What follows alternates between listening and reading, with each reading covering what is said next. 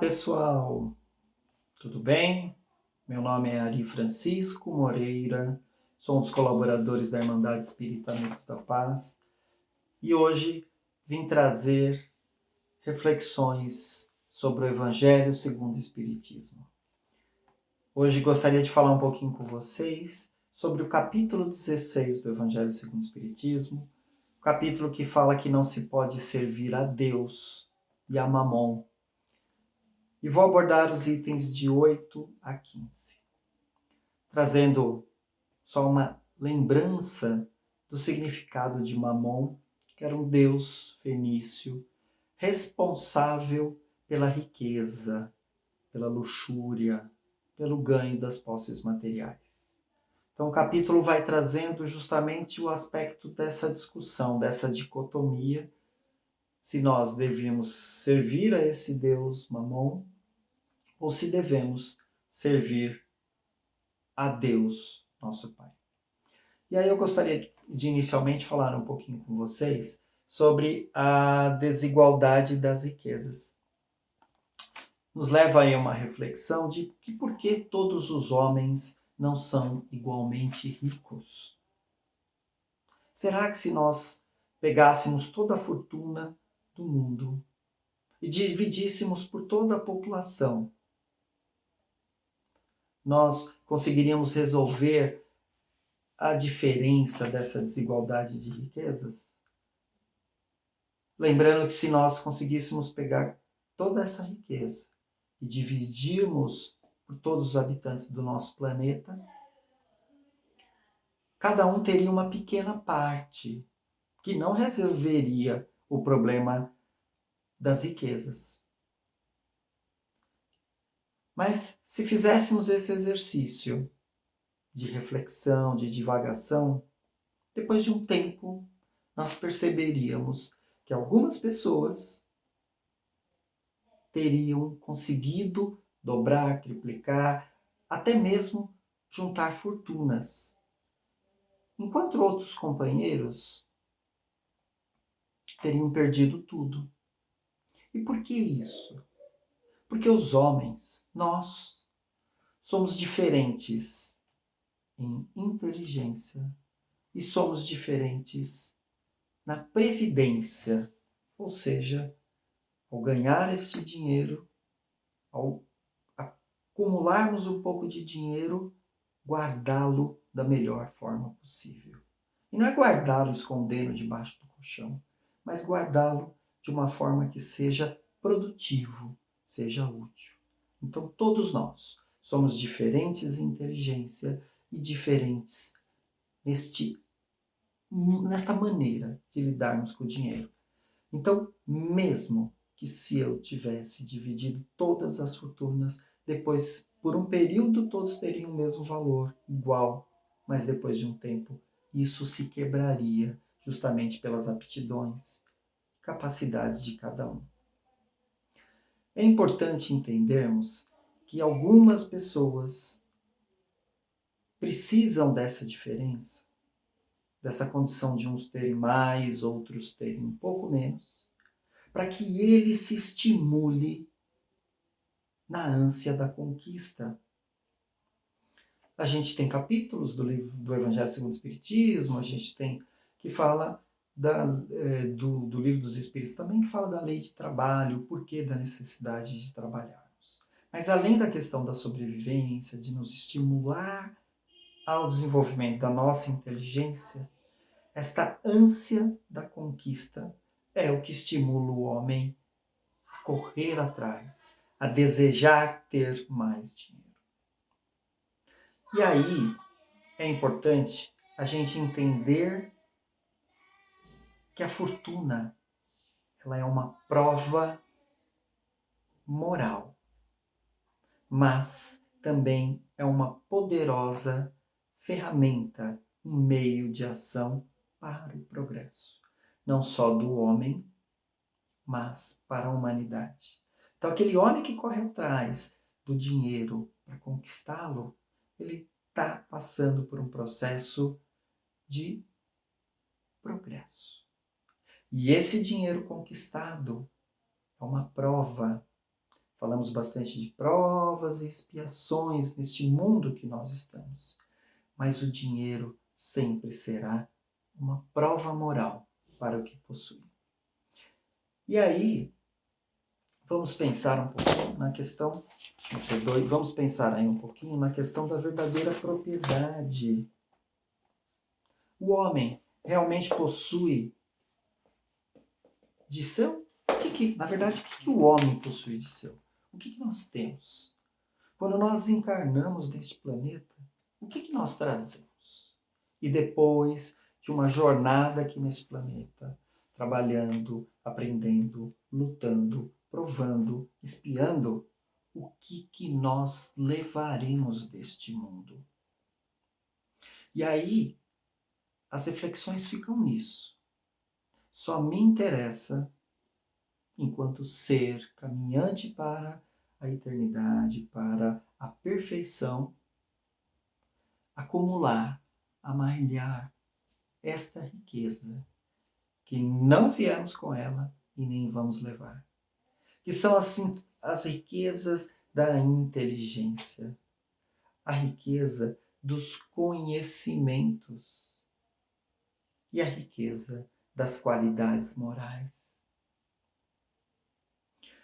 Nós não somos possuidores de riquezas, de posses, de bens materiais, porque eles são empréstimos de Deus. Ele nos concede o uso. Nem o nosso corpo material é nosso.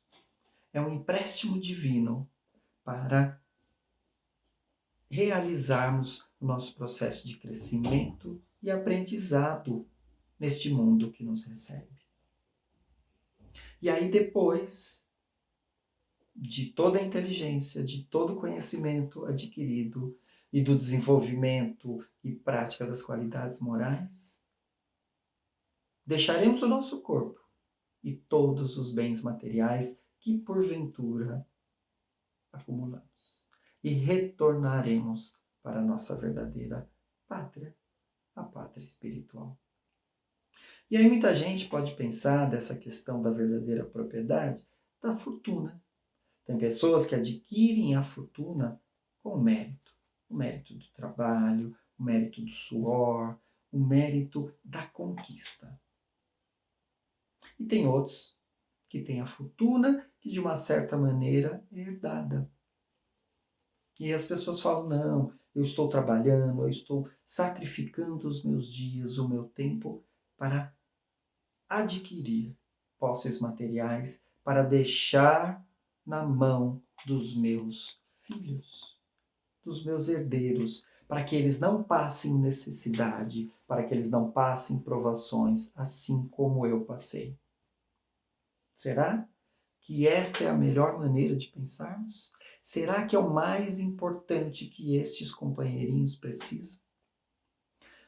E mesmo eles, adquirindo essa fortuna, esta riqueza, estas posses, de uma forma herdada, será que ao desencarnarem, eles levarão estas posses para o mundo espiritual? Então fica aí essas reflexões do que é importante para nós. Inteligência, conhecimentos e qualidades morais. E o emprego da fortuna.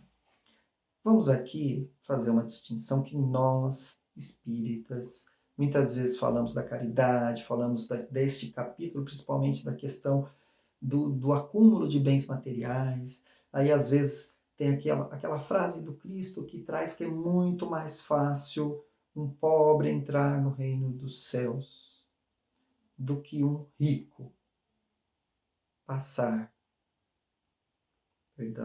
do que um camelo passar pelo buraco de uma agulha.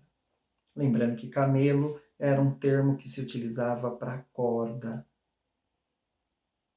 na língua hebraica. E aí? Muita gente acha que os espíritas, que a doutrina espírita condena a riqueza, condena a fortuna. Não, de maneira alguma. Nós sabemos que a fortuna é uma dádiva divina, que Deus a empresta, que Deus a concede para determinados espíritos como uma prova, como uma missão, para que ele pegue este dinheiro e faça fluí-lo. E aí, muita gente que tem essa fortuna pode questionar qual é o melhor emprego da fortuna. E aí, a gente tem a receita, a grande ferramenta, os espíritos nos trazem o grande ensinamento de como utilizar da melhor maneira possível a fortuna. E sabe como? Analisando e procurando nas seguintes palavras: amai-vos uns aos outros. Ela nos vai dizer para que utilizemos esta fortuna da melhor forma possível, que utilizemos essa fortuna com sabedoria. Porque primeiro a gente vai analisar algumas coisas. A gente vai ofertar esse dinheiro para o próximo, para aquele irmão que necessita. Mas a gente vai usá-la com sabedoria. Inicialmente, a gente vai se preocupar em aliviar a fome, a sede, as dores, as necessidades do outro. E na sequência, aquele que tem a fortuna, deverá se informar para que, com trabalho, conselho e afeição, auxilie enormemente aqueles companheiros que necessitam do auxílio. Pois aí nós seremos mais eficazes e muito mais eficazes na utilização da fortuna do que meramente distribuindo esmolas. Nós temos que depositar o dinheiro das fortunas, não numa conta, não num banco, não em patrimônios, mas em boas obras. Devemos espalhar instrução e amor. E aí sim, nós colheremos os dividendos, colheremos os frutos deste depósito da nossa fortuna nas boas obras. A gente também às vezes pode se questionar do conforto material com o aperfeiçoamento moral. O conforto material, ele vai estar ligado às penas, cuidados exagerados, ao tormento e a muitas noites sem sono, na preocupação, no anseio de dia após dia arrecadar, conquistar, juntar mais dinheiro, mais fortuna. Enquanto, se nós nos dedicarmos ao aperfeiçoamento moral, nós entenderemos o verdadeiro significado da solidariedade fraterna. Lembrando que a beneficência é um modo de emprego de fortuna, porque a beneficência, ela alivia a miséria, ela aquieta a fome, ela preserva do frio e ela dá asilo a quem não tem. Mas mais do que isso, mais do que aliviar, do que saciar a fome, aquecer do frio e abrigar quem não tem um abrigo, a fortuna bem utilizada, ela deve prevenir a miséria. Ela deve ser como uma água viva que, ao escorrer das nossas mãos, ao ser derramada das nossas mãos, ela deve ser fecunda e fecundar e promover bem-estar em torno dela. Fenelon já nos fala: dá esmola quando isso for necessário.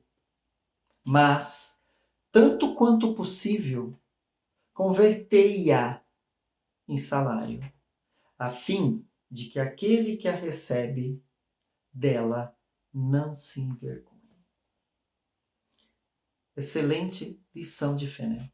Vamos dar a esmola, vamos auxiliar com a beneficência, como nós falamos, mas mais do que isso, se nós tivermos a possibilidade de transformar a nossa fortuna, não somente em esmola, mas transformá-la em salário digno para aquele que nós queremos ajudar, isso é o mais importante. E nós devemos pensar sempre no desprendimento dos bens terrenos. Porque se a gente amar e se ater na preocupação dos bens terrenos, este amor exagerado aos bens terrenos, esta preocupação será um entrave, uma barreira ao nosso adiantamento moral e espiritual. Muitas vezes a gente vê extremos, pessoas com avareza sórdida ou pessoas com uma prodigalidade exagerada. E a caridade será a balança entre a gente dar sem ostentação e a pessoa que recebe, receber sem baixeza, sem se humilhar, sem se envergonhar. Lembrar que nós já falamos aqui, nós não somos donos da fortuna. Nós somos fiel depositários. Deus nos concede a fortuna. E é importante refletirmos.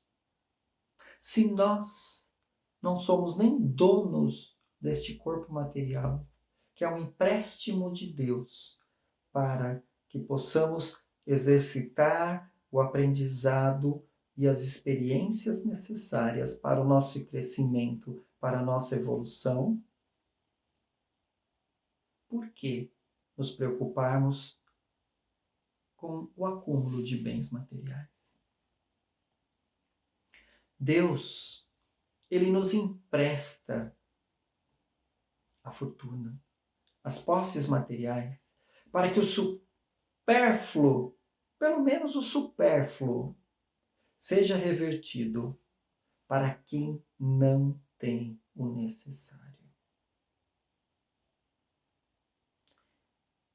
A fortuna acumulada e difícil de ser desapegada é uma questão de orgulho do homem, porque ele acredita que aquela fortuna é por merecimento seu, que foi pelo seu esforço, pelo seu trabalho, sintomas desse orgulho exagerado.